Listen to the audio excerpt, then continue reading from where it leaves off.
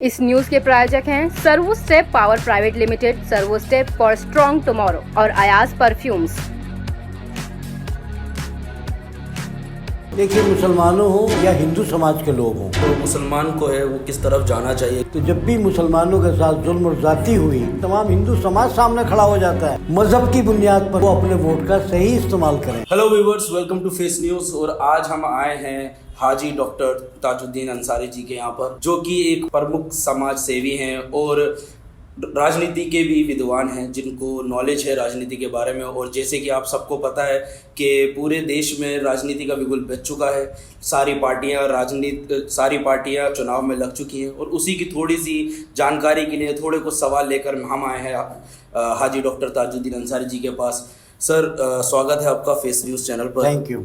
Sir, पहले हम आपसे जानना चाहेंगे कि आप जो चुनाव चालू हो चुका है और सारी राजनीतिक पार्टियां जो चुनाव की तैयारियों में लगी हुई हैं, इसी जरिए में मुसलमान को अगर हम देखें तो मुसलमान आपके नज़रिए से किस तरफ, जो मुसलमान को है वो किस तरफ जाना चाहिए, किन पार्टियों के साथ या किन पार्टियों की तरफ मुसलमान को? देखिए, मुसलमानों हो या हिंदू समाज के लोग हों, जो कैडर वोट है, जो पसमानदा वोट है, जो गरीब तबके के लोग वोट हैं, वही परेशान हैं और वो अपने वोट का सही इस्तेमाल करें।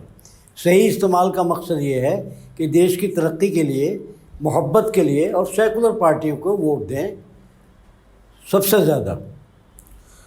तो आपका मानना यह है कि अगर सेकुलर पार्टी है तो मुसलमान उनकी तरफ चला जाए, उनकी तरफ उनको सपोर्ट करे, या उनको करे जो मुसलमान की बात करे?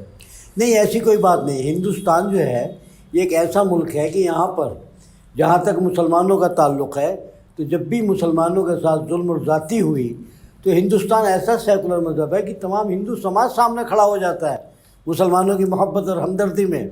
कोर्ट के अंदर PIL डालने वाले तमाम बुद्धिजीवी हिंदू समाज के लोग होते हैं जो मुसलमानों के लिए बात करते हैं। तो हमारे हिंदुस्तान में ऐसा नहीं है। ये मुल्क आज़ाद मुल्क है। हिंदू, मुसलमान, सिख, ईसाई सब ने मिलजुल कर के इस मुल्क को बनाया। जैसे देखा जा रहा है कि दिन ब दिन मुसलमान जो है वो पिछड़ता जा रहा है तरक्की की तरफ से, तो आपके नज़रिए में ऐसा क्या करे मुसलमान के वो तरक्की की तरफ को जा सके अपने आप को लेकर? देखिए, जहाँ तक मुसलमानों का ताल्लुक़ है, तो जब हिंदुस्तान आज़ाद हुआ था तो हमारे उस ज़माने में 1947 में लगभग 34% लोग हमारे पोस्ट ग्रेजुएट थे, सरकारी मुलाजमत में मौजूद थे। धीमे धीमे आज मुसलमान दलितों से भी पिछड़ गया और दलितों से बदतर हो गया। ये मैं नहीं कह रहा हूँ, जस्टिस राजेंद्र सच्चर कमेटी की रिपोर्ट कह रही है। कांग्रेस की सरकार रही, उन्होंने भी इस बात को कहा।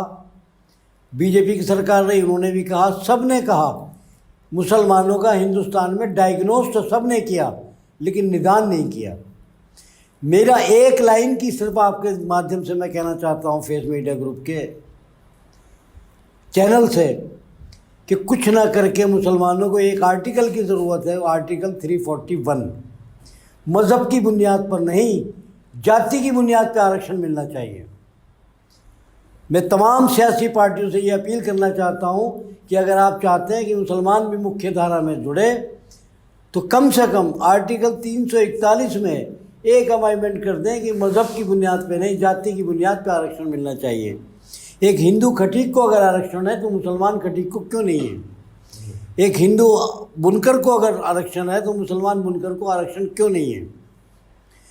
हुआ क्या कि दलित समाज को उनके नेताओं ने, बाबा साहब भीमराव अम्बेडकर ने आर्टिकल 341 में जो आरक्षण दिया, आज वो नौकरी में आगे चले गए, उनके बच्चे आगे चले गए। वो हमारे भाई हैं, हम उनका हक छीनना नहीं चाहते, लेकिन हम भी तो उन्हीं के में से ही हैं, वो भी हम में से ही हैं। हम भी दबे कुचले, वो भी दबे कुचले थे। आज उन्होंने तरक्की कर ली, हम पिछड़ गए। तो हमारे लिए भी तमाम सियासी पार्टी आर्टिकल 341 में बदलाव करें और इस मिशन को जो पार्टी लेके चले तो उसको हमें वोट देना चाहिए। एक बात और मैं आपके माध्यम से कहना चाहता हूँ मुसलमानों को, यह अपील करना चाहता हूँ कि आप आधी रोटी कम खाओ, एक वक्त खाना आपके घर में ना पके, लेकिन अपनी औलादों को 20 साल तक सिर्फ मेरे कहने से पढ़ा लो। 20 साल एक मिशन बना ले तमाम हिंदुस्तान का मुसलमान कि हमने अपने बच्चों को पढ़ाना है, सिर्फ मदरसों में नहीं पढ़ाना। आज सरकार बात करती है हमसे मदरसों के बारे में, अरे 1.5 से 2% बच्चे कुल मदरसों में पढ़ते हैं। जी। तो ये हमारा मज़हब का मामला है, मदरसों का मामला, हम इसमें पैसा अपना आप खर्च करते हैं कौम के लोग। सरकारों को चाहिए कि हमें भी स्कूल बना के दें, और स्कूल के लिए ज़मीन की मेरे दिमाग में एक बात यह है कि तमाम पूरे हिंदुस्तान में वक्फ बोर्ड की ज़मीनें पड़ी हुई हैं, या तो सरकारों के कब्ज़े हैं वक्फ बोर्ड की ज़मीनों पे, या प्राइवेट लोगों के कब्ज़े हैं। उन कब्ज़ों को खाली करा के उसमें हमारे लिए स्कूल, कॉलेज और यूनिवर्सिटी बना दें, बस ये मुसलमान तरक्की कर जाएगा और हिंदुस्तान इंशाअल्लाह ताला फिर उसी मोहब्बत के साथ बढ़ेगा।